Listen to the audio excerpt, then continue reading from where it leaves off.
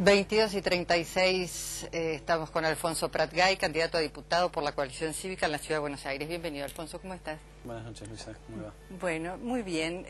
Por supuesto, también te voy a pedir a vos una reflexión o tu opinión sobre la decisión de Gustavo Pozo de levantar este muro entre San Isidro y San Fernando.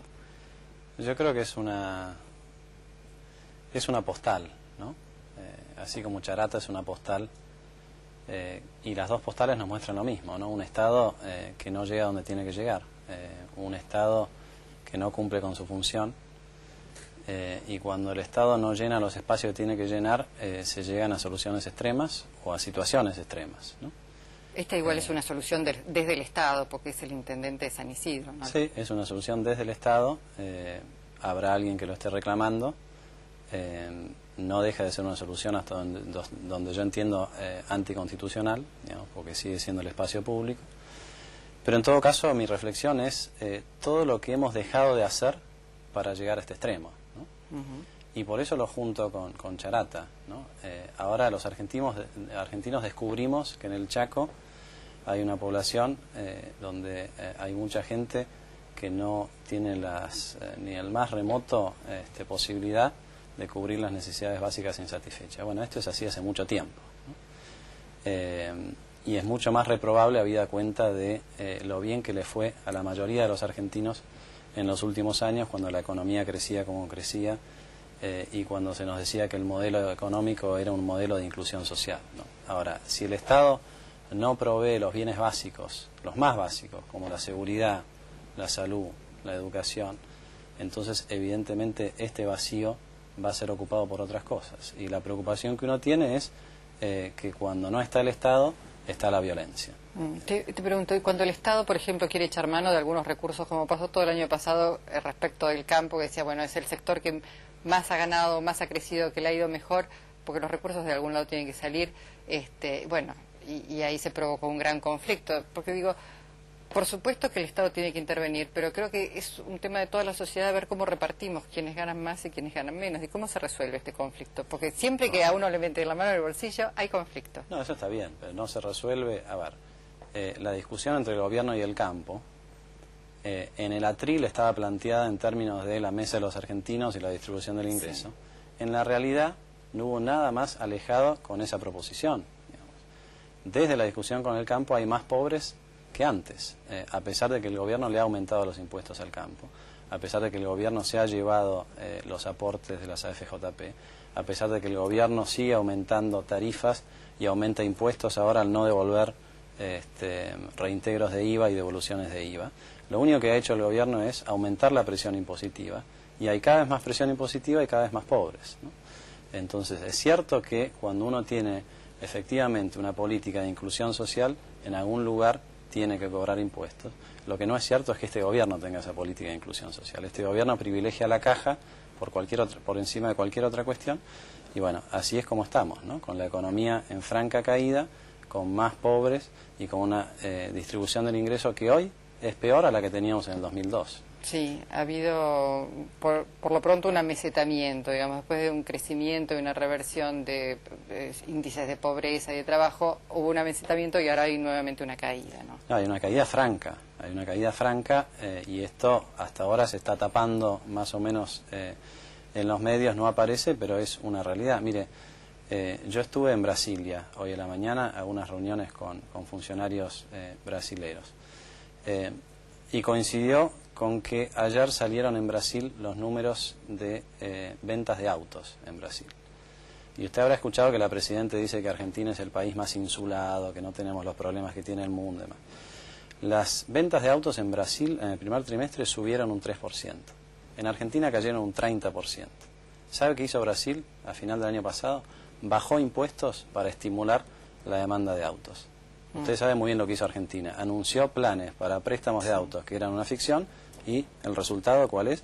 Cayeron 30% las ventas de autos. Entonces, una cosa es lo que se dice desde el atril, otra cosa es lo que se hace, otra cosa es lo que percibe la gente. Y lo que percibe la gente hoy es el pánico de perder el empleo.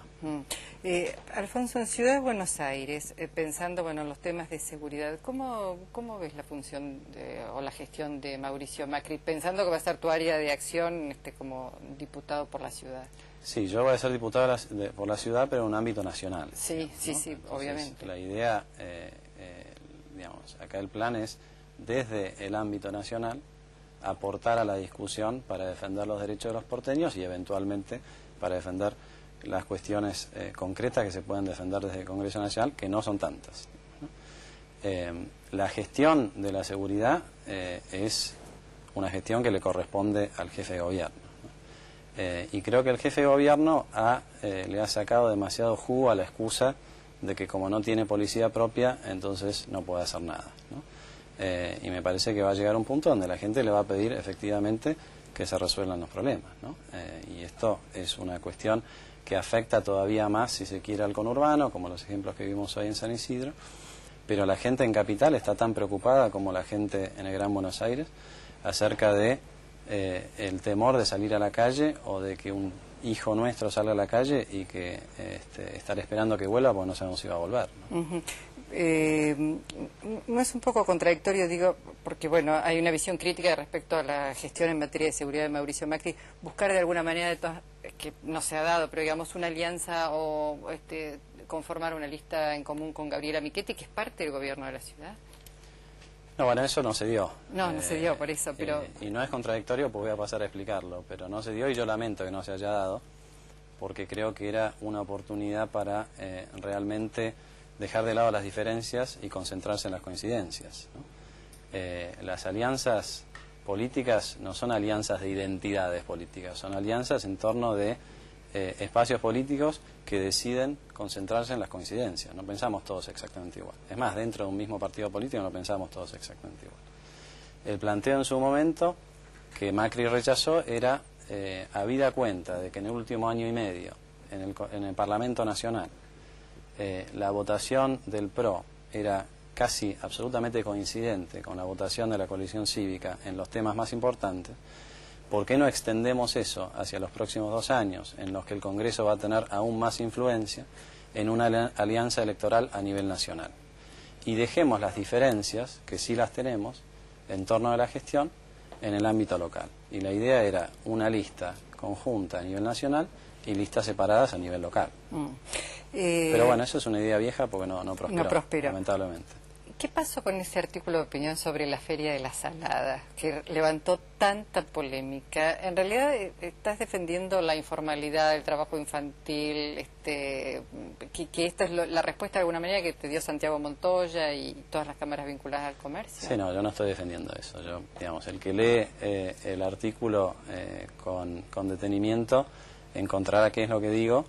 Y yo estoy muy contento de que tanto Montoya, que respondió con mucha altura, como algunos otros que no respondieron con tanta altura, coinciden todos en lo mismo. Lo que yo proponía en ese artículo es, acá tenemos que asegurarle a los informales un sendero de transición hacia la formalidad, ¿sí? Entonces, esto no lo vamos a hacer con grandes operativos donde llega el recaudador a la Salada persiguiendo a los más chicos, ¿no? Es cierto que a Montoya le cabe la responsabilidad de recaudar. No es menos cierto que debiera estar recaudando en otros lugares antes de ir a la Salada.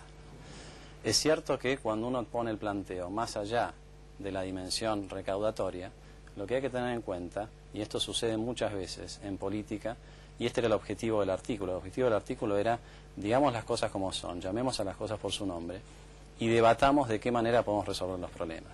Muchas veces en política, Luisa, ocurre que hay que elegir el mal menor, ¿sí? Y yo sí tengo que elegir entre la informalidad y la exclusión.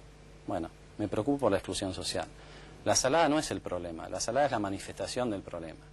Ahora, si todos nos ponemos de acuerdo y trabajamos, la Salada puede ser el principio de la solución, ¿no? Y esto fue lo que yo proponía en el artículo, que algunos lo leyeron como querían leerlos y otros lo leyeron como correspondía, ¿no? Bueno, Alfonso, lo último. Finalmente, Carrió, ¿va a estar integrando esa lista que encabezás o no? No está decidido todavía. No está decidido. Yo pensaba en los bloques anteriores, cuando preguntabas acerca de las distintas candidaturas y Martín habló extensamente sobre las distintas listas, Yo creo que el foco de la cuestión en estos momentos no pasa por las listas. Y eso es lo que nosotros estamos tratando de transmitirle a la gente. Es más, en algún punto esta cosa de Scioli, Kirchner, que ambas candidaturas son realmente indefendibles por distintos motivos, me pregunto si no es una manera que tiene el kirchnerismo de evitar la discusión de los temas que realmente le preocupan a la gente, ¿no? Con esta especulación en torno a la lista, ustedes los periodistas están todo el tiempo preguntando por las listas, los políticos están todo el tiempo hablando de las listas, nadie resuelve los problemas de la gente. Y este fue el gran error de adelantar las elecciones, ¿no? Perdimos 3 meses para trabajar y para ponernos a resolver los problemas de la gente, ¿no? Alfonso, gracias por haber venido esta noche. No, gracias por la invitación.